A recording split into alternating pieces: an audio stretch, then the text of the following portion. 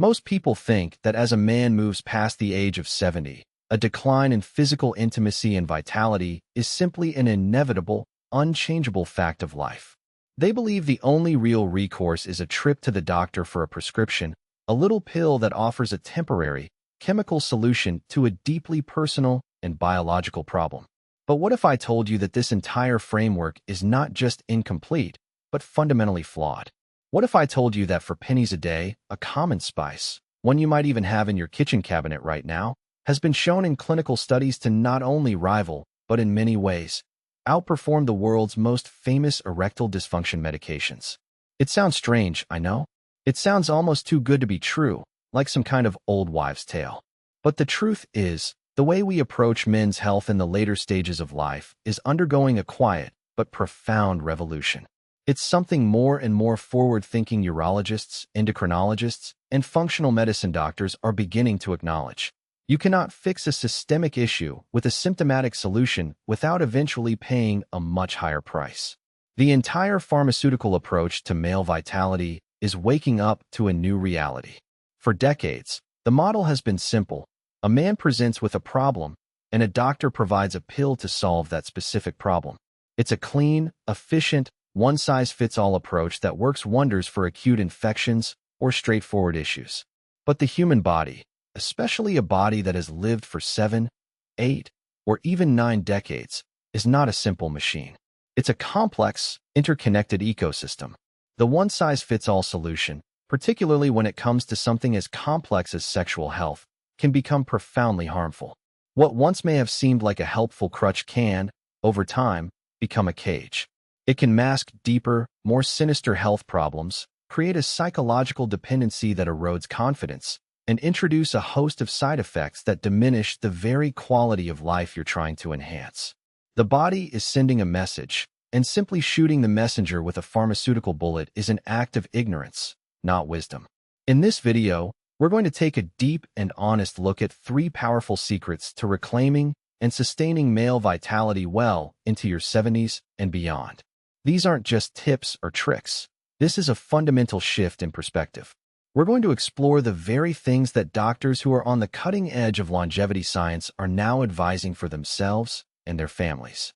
First, we'll pull back the curtain on the pharmaceutical performance trap and why relying on that little blue pill can be a dead end for your long-term health and happiness. Then, I will reveal the specific, ancient $2 spice that is backed by modern science and show you exactly how it works on a biological level to restore function from the ground up. Finally, we will uncover the single most important foundational habit, a simple change to your daily routine that unlocks your body's own master switch for blood flow, making everything else we talk about exponentially more effective. This is about more than just one aspect of your health. It's about reclaiming a sense of wholeness, of energy, of being in command of your own body. You have earned the wisdom of your years, and you deserve a healthcare approach that honors that wisdom, that empowers you, and that provides you with the tools to live not just a longer life, but a richer, more vibrant one. Let's begin. The first and perhaps most crucial secret we need to understand is what I call the pharmaceutical performance trap. It's a seductive and deeply ingrained part of our modern medical culture. When a man begins to experience changes in his physical function, especially in an area as sensitive and personal as erectile health, the impulse to seek a quick, decisive, and powerful solution is completely understandable. It seems logical. We live in an age of technological marvels and medical miracles. If we have a headache, we take a painkiller. If we have an infection, we take an antibiotic. So, if we have erectile dysfunction, the advertised and doctor-prescribed solution is a PDE5 inhibitor, a drug like Viagra, Cialis, or Levitra. It's presented as the easy button, the modern, scientific answer to a biological problem. And for millions of men, especially in their 40s, 50s, and 60s, it can feel like a genuine lifesaver, a way to turn back the clock and restore a part of their life they thought was lost. The marketing is brilliant, promising spontaneity, confidence, and a return to youthful vigor. The social acceptance is so widespread that it's become a punchline in movies and a common topic of conversation. Reaching for that pill doesn't feel like a compromise. It feels like a smart, proactive step. But here is the critical transition that so few men are warned about.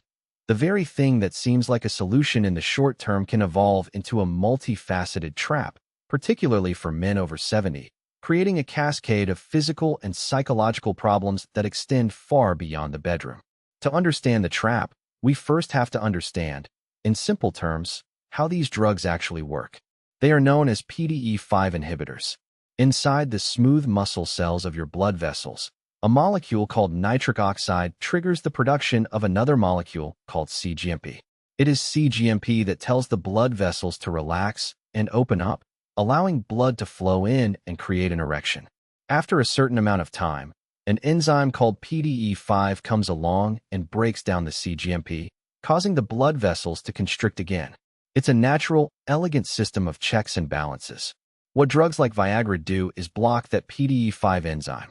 They essentially prevent the off switch from working. This leads to a buildup of cGMP and a much stronger, more sustained blood flow. On the surface, this sounds great. It's like jamming a door open that was trying to close. But the first part of the trap lies in the fact that you are forcing a single biological pathway with a chemical sledgehammer, and the body is an interconnected system. This force has consequences.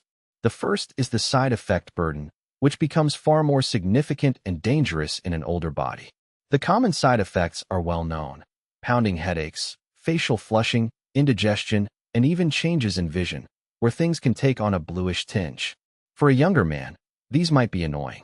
For a 75-year-old man who may already be dealing with other health challenges, a sudden, drug-induced migraine or a severe bout of acid reflux can completely ruin the experience, turning an act of intimacy into an ordeal.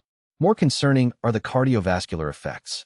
These drugs are powerful vasodilators, meaning they open up blood vessels throughout the body, not just in one specific area. This can cause a significant and sometimes dangerous drop in blood pressure.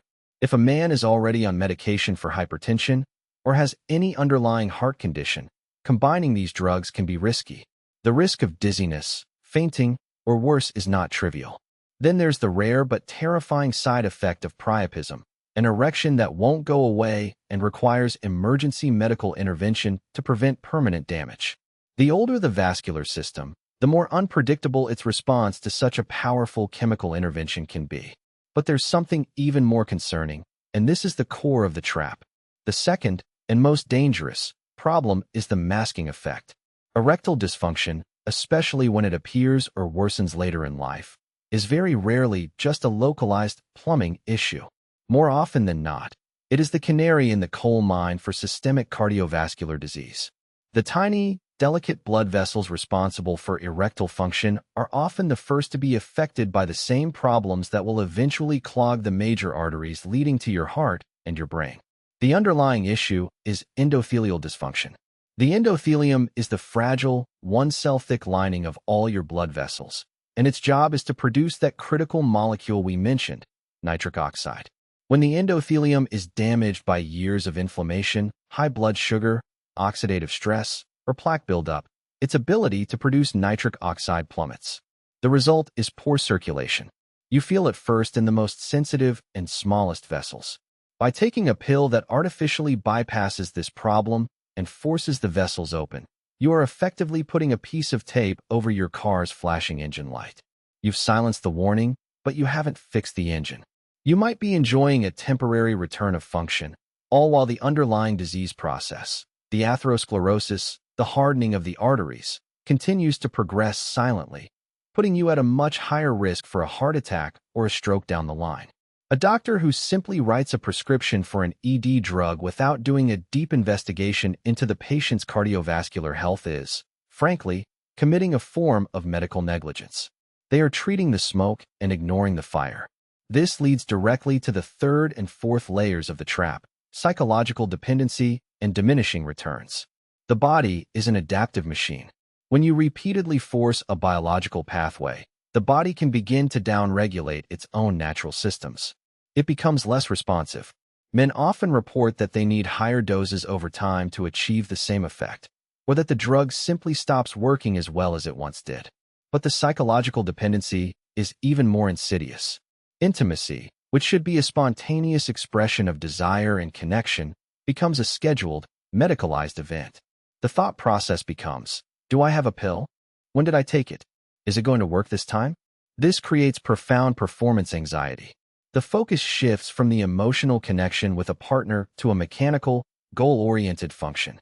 It strips the act of its soul.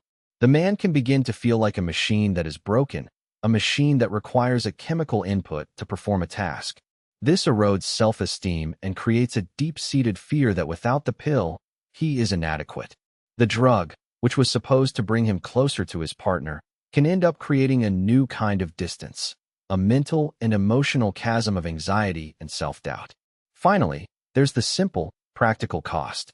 These are not inexpensive drugs, and over months and years, the financial burden adds up, a constant reminder of this dependency. Let's make this real with a story. Think of Robert, a 78-year-old retired civil engineer. He was a man who had always prided himself on his sharp, problem-solving mind and his meticulously planned life. He still played a respectable round of golf twice a week and managed his and his wife's retirement portfolio with precision. He and Eleanor, his wife of 53 years, had built a life on mutual respect and a deep, quiet affection, and their physical closeness had always been a comfortable and cherished part of that bond. But after a minor surgery for an enlarged prostate and the introduction of a new blood pressure medication, Robert noticed a distinct change.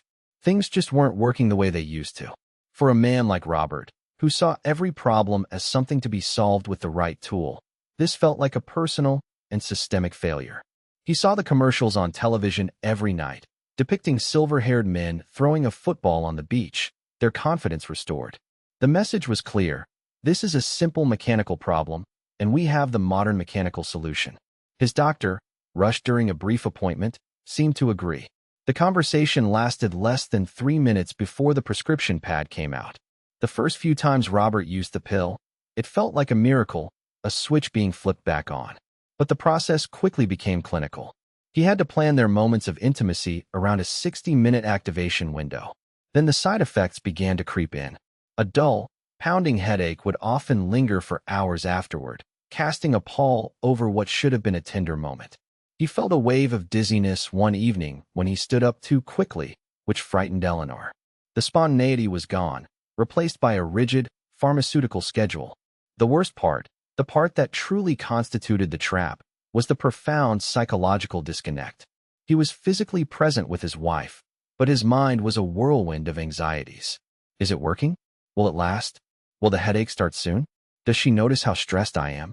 Intimacy, once a source of comfort and connection, had become a performance review, and the pill was his anxious co-star. He started to feel a flicker of resentment toward the very medication he had believed would be his salvation. Eventually, Robert stopped taking the pills altogether. He explained to Eleanor that the emotional and physical cost was simply too high. They are now, in his words, rediscovering other ways to be close, but a deep regret lingers. He wishes, with the full force of his engineer's hindsight, that he had spent his energy trying to understand and fix the underlying system, rather than just hot-wiring a single, failing component. This is not just a story. It's a reality that is increasingly being recognized by the medical community. Leading specialists, particularly those in preventative cardiology and functional medicine, now recommend against the pill-first approach. The evolving medical understanding is that for men over 70, erectile function should be treated as a key vital sign, an indicator of overall vascular health. Protocols designed for a 45-year-old man, whose issues might be more related to stress or temporary factors, simply do not and should not apply to a 75-year-old man, whose body is telling a much more complex and important story. The American College of Cardiology has issued statements emphasizing the importance of screening for cardiovascular risk factors in any man presenting with ED. This is a slow-moving but critical shift in thinking.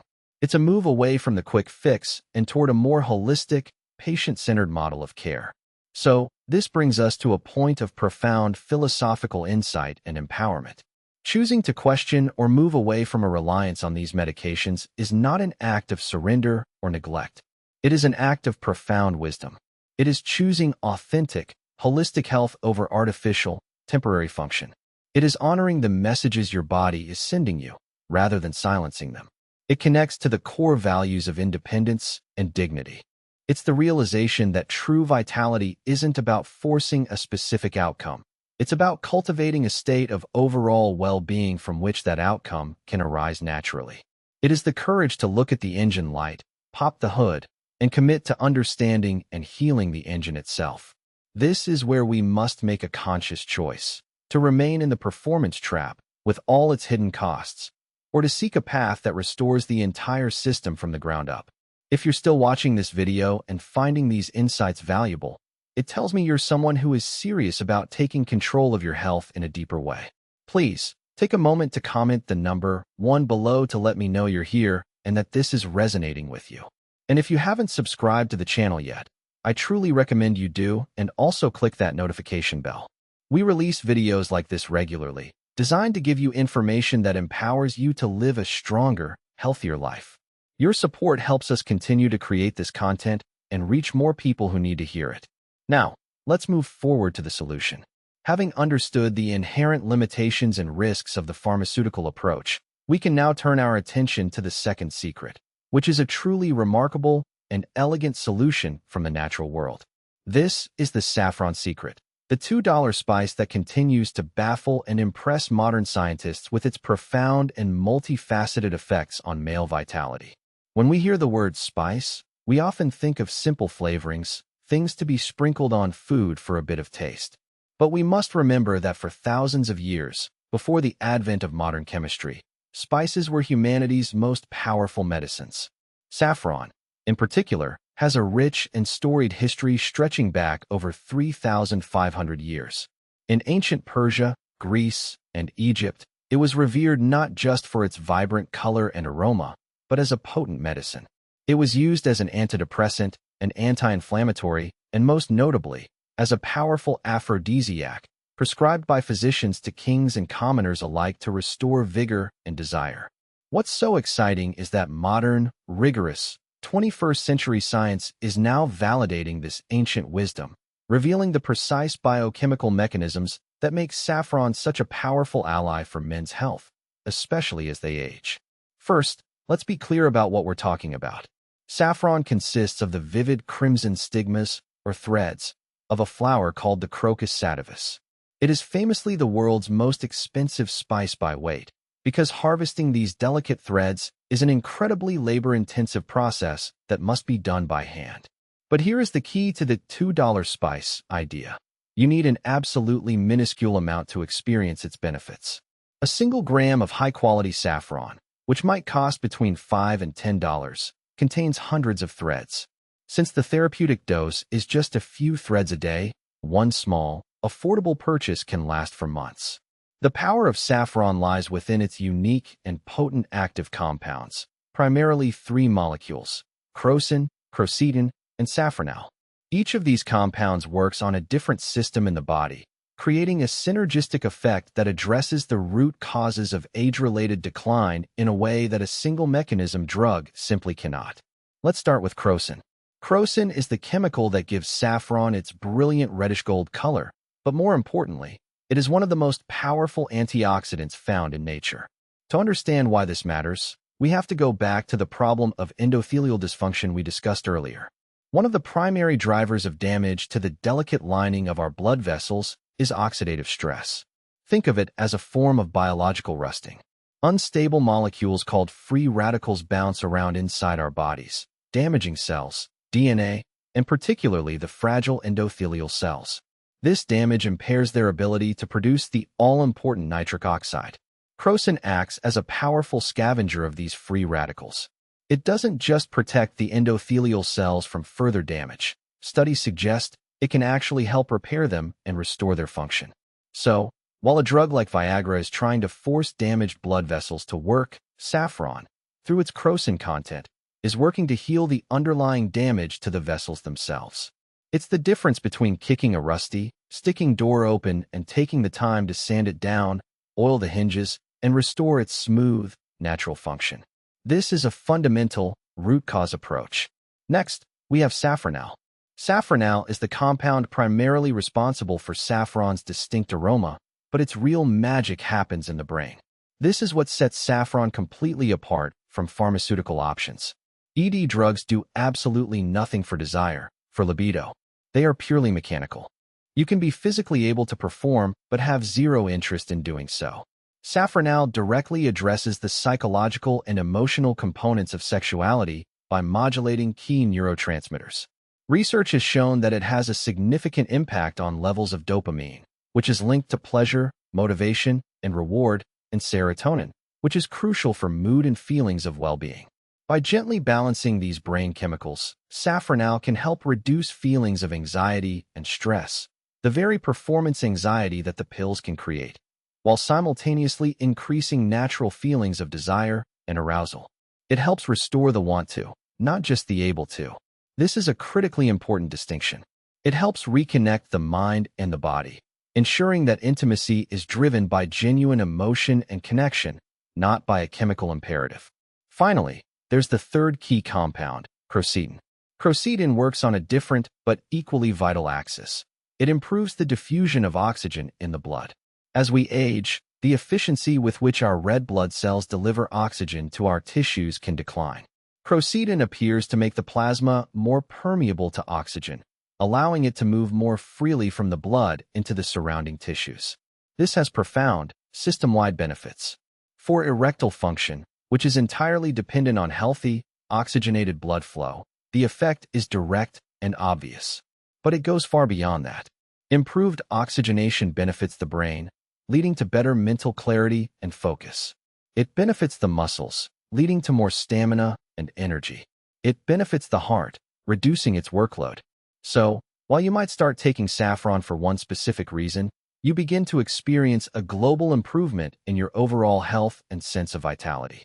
This is the hallmark of a true natural therapeutic. It doesn't just target a single symptom. It nourishes and enhances the health of the entire ecosystem. This isn't just theory or traditional folklore. It's backed by an impressive and growing body of clinical research. A comprehensive 2019 meta-analysis, which is a study of studies, published in the highly respected Avicenna Journal of Phytomedicine, looked at all the available high-quality human trials. The conclusion was clear and direct. Saffron supplementation was found to significantly improve erectile function, intercourse satisfaction, and overall libido in men. Another fascinating study published in the journal Psychopharmacology looked at men who were experiencing sexual dysfunction as a side effect of taking antidepressant medication, a notoriously difficult problem to treat. The study found that just 30 milligrams of saffron per day over 4 weeks resulted in significant improvements in erectile function and intercourse satisfaction compared to a placebo. This highlights saffron's powerful ability to work on the neurochemical pathways that the pharmaceuticals completely ignore. When you compare the two approaches, the difference in philosophy becomes stark. Viagra is a sledgehammer. It targets one enzyme, PDE5, and hammers it into submission. Saffron is more like a master gardener. It tends to the entire ecosystem of male vitality. With crocin, it repairs the vascular pipes. With safranal, it cultivates the desire in the soil of the brain. And with crocetine, it improves the quality of the fuel by enhancing oxygen flow. It's a holistic, systemic enhancement, not a temporary, artificial patch. Let's ground this in a personal story. Consider George, a 72-year-old retired history teacher. George was a man of books and quiet contemplation, a lover of long walks and deep conversations. He felt his mind was as sharp as ever, but he had to admit his body was beginning to feel like a fading photograph, the colors slowly leaching out. He'd always been healthy, but a creeping sedentary lifestyle and retirement had led to a gradual decline in his overall energy, his spark. He'd overheard some friends from his weekly coffee club complaining about the side effects of the little blue pill, the headaches, the flushing, and he was deeply resistant to the idea of medicalizing such a personal part of his life. His daughter, a nutritionist with a keen interest in botanical medicine, mentioned to him one day that she'd been reading some compelling new research on saffron. Skeptical, as any good historian would be, but also open-minded, George decided to try it. He bought a small vial of high-quality Persian saffron and began a simple ritual. Each morning, he would steep 5 or 6 threads in a cup of hot water, letting it sit for 10 minutes until the water turned a beautiful golden color, and then drink it like a tea. For the first week, he noticed nothing. The second week, the same. He was about to dismiss it as nonsense. But somewhere in the third week, he began to notice a subtle, almost imperceptible shift. It wasn't a dramatic, on-demand effect like a light switch. It was more like a slow sunrise. He just felt better. He had more energy for his afternoon walk. His mood felt brighter, more resilient. The big surprise was the return of a gentle, natural sense of desire, a feeling he realized had been dormant for years. The crushing pressure of performance, the fear of failure that had been a low-grade hum in the back of his mind, simply dissolved. Intimacy with his wife began to feel spontaneous and natural again, an extension of their affection rather than a test to be passed. Today, George calls it his daily dose of sunshine. He feels more like himself again, and the benefits, he says, started in the bedroom, but have now radiated out into every other corner of his life, enhancing his energy, his mood, and his overall sense of well-being. This experience is echoed by authorities in the fields of naturopathic and botanical medicine. Dr. Alistair Gray, a fictional but representative expert in phytomedicine, might state something like this: saffron's genius lies in its multi-system approach. Modern pharmacology is obsessed with finding a silver bullet that hits one target. But the body isn't a target, it's a network. Saffron gently nudges multiple, interconnected systems, the vascular, the neurological, the endocrine, back toward a state of healthy balance. This is why its effects are so profound and sustainable. This approach aligns perfectly with the wisdom of traditional Persian and Ayurvedic medicine, which have used saffron for centuries not to force a function, but to cultivate a state of ojas, or deep vitality. This brings us to a place of empowerment. Choosing a natural path like saffron is an assertion that you are working with your body's innate wisdom, not against it. It is a commitment to nourishing the system, not just commanding it. It represents a choice for patient, deep, holistic healing over the allure of an instant, artificial, and ultimately disconnected result. It is about taking the time to cultivate genuine health from the inside out, a process that honors the complexity and resilience of a body that has carried you through a long and meaningful life. If you're finding this information on saffron as fascinating as I do, and you're seeing the potential for a more natural approach, let me know by commenting the word saffron below. It's incredibly helpful for me to see what parts of the message are connecting most deeply with you. Your engagement truly helps the channel. Now, let's build on this powerful secret with the final, foundational piece of the puzzle. We've now dismantled the pharmaceutical trap and unveiled the profound, science-backed potential of saffron. This brings us to our third and final secret, the one that acts as the bedrock upon which everything else is built. This is the nitric oxide foundation, unlocking your body's own on switch.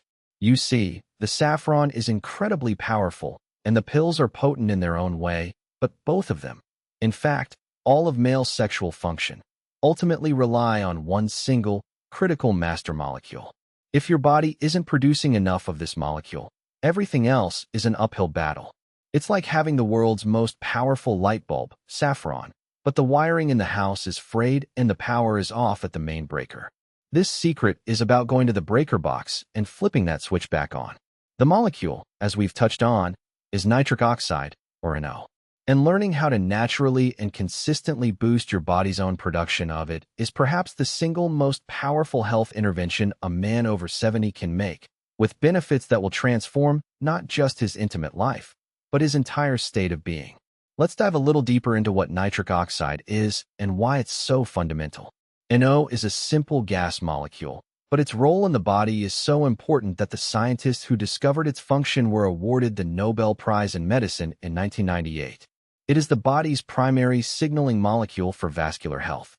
It is produced by the endothelium, that delicate single-cell lining of our 60,000 miles of blood vessels.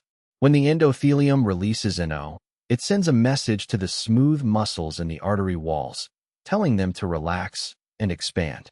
This process is called vasodilation. It lowers blood pressure, increases blood flow, and allows oxygen and nutrients to be delivered efficiently to every cell in your body, from the tips of your toes to the neurons in your brain. A healthy, responsive vascular system is a hallmark of youth and vitality. The problem is, as we age, our body's ability to produce nitric oxide plummets. Some studies suggest that by age 70, a man may only be producing 25% or less of the nitric oxide he did in his 20s. This decline isn't just a random consequence of birthdays. It's the direct result of cumulative damage to the endothelium from factors like inflammation, oxidative stress, high blood sugar, and a sedentary lifestyle. This collapse in NO production is a primary driver of both hypertension, high blood pressure, and erectile dysfunction. They are, in essence, two sides of the same coin, a coin called endothelial dysfunction. Now, here is the crucial connection that ties everything together. The pharmaceuticals, like Viagra, don't create nitric oxide. They work on the downstream effects. They prevent the breakdown of cGMP, the molecule that NO helps to create. So if your NO levels are critically low to begin with, the pills will have very little to work with. It's like being a good salesman who can keep a customer from leaving the store, but you can't do anything if no customers are coming in the front door in the first place. Saffron, as we learned, helps protect the endothelial cells that produce NO. It helps the factory run better. But the ultimate strategy, the foundation of it all, is to provide your body with the raw materials and the right signals to ramp up its own production of nitric oxide. When you do this, you make both natural approaches like saffron and even pharmaceutical approaches, if you choose to use them, infinitely more effective. You are fixing the problem at the most fundamental level. So how do we do this? The beautiful part is that it doesn't require expensive supplements or complicated procedures. It comes down to a few simple, powerful, and scientifically validated lifestyle habits. Let's focus on two of the most impactful, a dietary strategy and a breathing strategy. The dietary strategy is wonderfully simple. Eat more nitrate-rich vegetables. Our bodies have an elegant pathway for creating nitric oxide from the food we eat. When you consume vegetables high in natural nitrates, and I'm not talking about the artificial nitrates used in processed meats, the friendly bacteria in your mouth convert these nitrates into nitrites. When you swallow, these nitrites mix with your stomach acid and are converted into nitric oxide, which is then absorbed into your bloodstream. It's a biological gift. The kings of nitrate-rich foods are leafy greens and root vegetables. The absolute champions are arugula, rocket, spinach, celery, lettuce, and beets. Just incorporating a large handful of arugula or spinach into a daily salad, or drinking a small glass of beet juice a few times a week, can dramatically increase your body's NO levels. It's that simple. Think of it as directly providing the raw materials for your body's circulation factory. The second strategy is even more profound and accessible because it's with you every moment of every day, your breath. Specifically, the strategy is to prioritize nasal breathing over mouth breathing. This might sound trivial, but the science is astounding. Our paranasal sinuses, the hollow spaces in our skull around our nose, are major producers of nitric oxide gas. When you breathe in and out through your mouth, you completely bypass this internal NO factory. But when you breathe in through your nose, you carry that potent, vasodilating gas down into your lungs along with the air. It's absorbed into your bloodstream and immediately goes to work, relaxing blood vessels throughout your entire body and improving oxygen uptake. Mouth breathing, on the other hand, is a state of chronic, low-grade stress for the body. It leads to lower oxygen saturation and higher blood pressure. Making a conscious effort to simply keep your mouth closed and breathe through your nose, especially during light exercise like walking, can have a transformative effect on your circulatory health. You can supercharge this with a simple technique. A few times a day, take a few moments for slow, deep, nasal breathing. A simple pattern is to inhale through your nose for a count of 4, hold gently for a count of 7, and exhale slowly through your nose for a count of 8. This practice not only boosts NO but also calms the entire nervous system, reducing the stress that constricts blood vessels in the first place. These two habits, eating greens and breathing through your nose, are the 1-2 punch for rebuilding your nitric oxide foundation from the ground up. Let's bring this to life with one final story. Consider David, an 81-year-old former mailman. David had spent 40 years of his life on his feet, walking miles every day. He was wiry, tough, and resilient. But a decade into retirement, a more sedentary life had taken its toll. He was on several medications for his heart and blood pressure, His energy was gone by 2 p.m., and he constantly complained of cold feet, a classic sign of poor circulation. His world, he felt, was shrinking. During a checkup, his doctor, a younger, more progressive physician, mentioned in passing that many of David's issues stemmed from poor endothelial health and a lack of nitric oxide. The term stuck in David's mind. Ever the curious and practical man, he went home and started doing some simple research. He wasn't about to start a complicated new diet or a strenuous gym routine, but he decided to try two small things. First, he made a conscious, determined effort to breathe only through his nose whenever he was walking, even if it was just to the end of his driveway to get the newspaper.